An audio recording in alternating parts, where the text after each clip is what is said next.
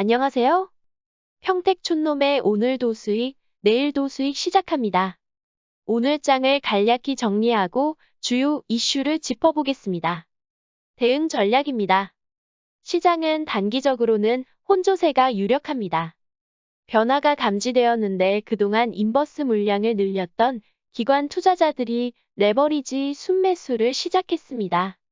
최근 일주일 정도 순매수 상위권에 증권주 삼성전자, 레버리지 등을 포함하여 시가총액 상위권 종목이 보입니다. 아직까지 유의미한 금액은 아니지만 수급의 변화가 감지되었다는 것 체크 포인트로 전달합니다. 어제는 게임주를 점검했는데 어제 장 마감 이후 나온 중국발 악재에 오늘 게임주의 낙폭이 상당히 컸습니다. 중국에서 청소년은 주에 3시간만 게임을 할 수 있게 한다는 정책인데 중국발 매출이 큰 우리나라 기업들의 희비가 엇갈렸습니다. 게임주에 대해서는 유튜브 특별 방송으로 다시 전달하겠습니다. 오늘은 최근 매우 가파른 상승세를 보인 수소 테마를 점검해볼까 합니다.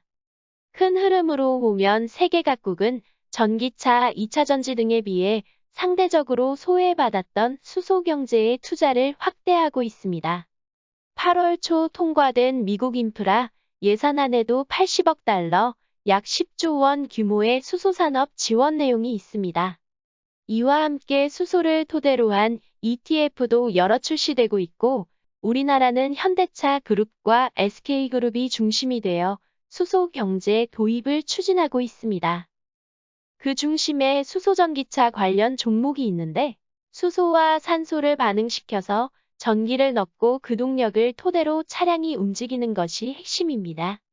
전기차 대비 빠른 충전 속도, 긴 주행거리, 친환경이라는 강점이 있습니다. 이 중 핵심은 연료전지 분야로 알려져 있고 최근 이런 특징으로 평화산업, 평화홀딩스, 상하프론테크, 일진홀딩스 등이 강세를 보였습니다. 수소 연료전지 관련 테마는 9월 7일 예정된 현대차그룹의 수소 관련 행사 하이드로젠 웨이브를 전후해서 움직임이 나올 가능성이 있습니다. 최근 유동성이 몰리는 테마인 만큼 관심 종목에 편입하여 계속 관찰해보길 권합니다. 종목으로는 평화산업, 평화홀딩스, 에코바이오, 비나텍, 세종공업, GM비코리아, 두산퓨얼셀, 일진홀딩스, 상하프론테크 등이 있습니다. 오늘의 주요 이슈입니다. 로이터 통신은 30일 중국 관영 신화통신을 인용해 게임 부문을 총괄하는 국가신문 출판사가 이날 중국 청소년은 금, 토, 일 공휴일 1시간씩 게임을 허용하는 내용의 규제 방침을 발표했다고 보도했습니다. 게임 회사들은 그 외 시간에는 이들 청소년이 게임하도록 허용해서는 안 됩니다. 이 소식에 오늘 게임 관련 회사들의 주가가 큰 폭으로 하락했습니다. 애플 시가총액이 2조 5천억 달러를 돌파했습니다. 애플의 차기 프리미엄폰 아이폰 13에 위성통신 기능이 탑재될 것이라는 언론 보도에 영향이 나온 뒤 역사상 신고가를 기록했습니다. 이 소식에 국내 위성 관련 회사들의 주가도 변동성이 컸습니다. 중국 제조업 PMI가 18개월 만에 최저치를 기록했습니다. 중국의 8월 제조업 PMI는 전날의 50.4보다 낮은 50.1을 기록, 작년 2월 이후 18개월 만에 최저 수준을 나타냈습니다. 제조업 PMI는 관련 분야 경기 동향을 보여주는 지표로 50을 기준선으로 이보다 위에 있으면 경기 확장, 이보다 아래 있으면 경기 위축으로 해석합니다.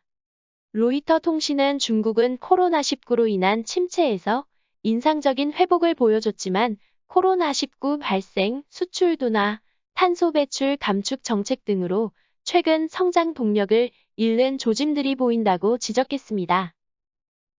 이어서 이번 주 일정입니다. 오늘 국내 내년 예산안 발표가 있었습니다.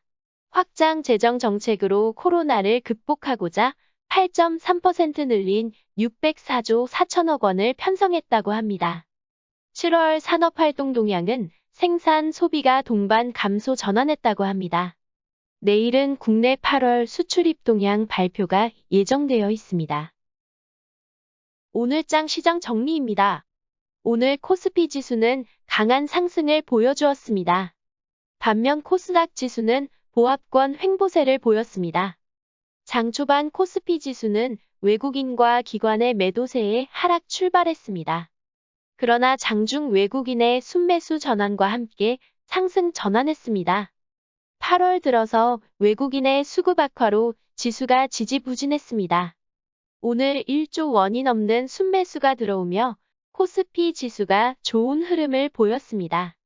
다만 대형주 위주로 상승한 장이라 대형주를 미리미리 매집해둔 투자자에게만 좋은 장이라 할 수 있습니다. 코스닥 지수는 외국인과 기관이 순매도를 기록했고 개인이 순매수했습니다.